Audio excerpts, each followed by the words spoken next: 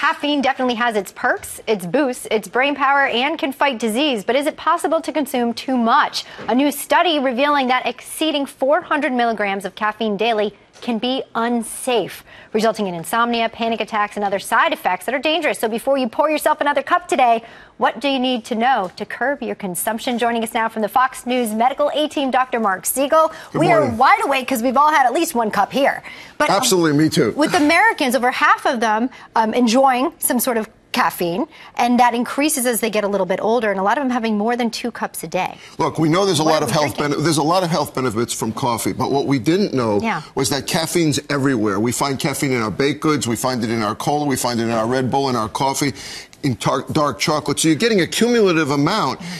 Over 200 milligrams in a pregnant woman, Elisabeth, or over 400 milligrams a day in someone that's not pregnant can be dangerous and can lead to serious side effects. Okay, so we're going to look at some of the numbers here. So if you go on that 400 for the average person, 200 if you're pregnant, look at the drinks that we're having. What's in these drinks and how can we monitor those levels? Well, how much caffeine do you think is in just a regular old tall from like a Starbucks or a Dunkin' Donuts? How much do you think you're getting? I don't know, maybe 100.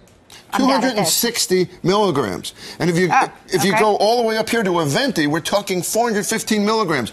So you have one venti and you're done for the day. You're done for the day, and that doesn't include the dark chocolate you're having or the cookies that you're eating. Right. So again, you could have increased heart rate, irritability, it interferes with sleeping, it can give you an arrhythmia, a heart arrhythmia. On average, let's talk about tea and Red Bull. How much caffeine, if you're adding these into your daily intake, what are they? You know, a lot less than people think. Okay. I mean, tea is about 48 milligrams. 48 milligrams for a cup of black tea. So you'd have to have about 9 or 10 cups before you would reach the amount of a venti over here. What about some dark chocolate? Because that's my favorite. Only 12 milligrams. Okay, so I can pair these two together and be fine.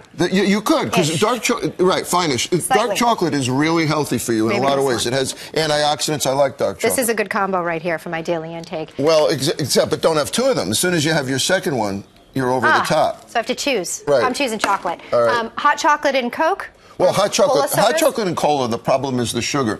Again, cola has less than you think, 60 milligrams. So you have to have about 10 glasses of Coke, 9 to 10 glasses of Coke before you're over that 400 milligrams. But by the time you get up to 10 glasses of Coke, you know how much sugar you're getting? Yeah, it may not be worth that. Not worth that. Okay. And same with hot chocolate. There's a lot of sugar in hot chocolate. This is great to be mindful of. So far, I'm voting for dark chocolate as #1. Well, you and I are on that same page. Thank you, Dr. Siegel, because now we can actually monitor how much caffeine. I think I'm already over my limit, and it's not even 80 milligrams on a Red Bull. Some people here, I won't mention, some of our great political analysts love Red Bull. I'd say 1 or 2 of those a day is okay, but again, the sugar is a problem there also. Okay, well, whatever keeps you going, I say. One cup of coffee, pay attention to your body and your symptoms.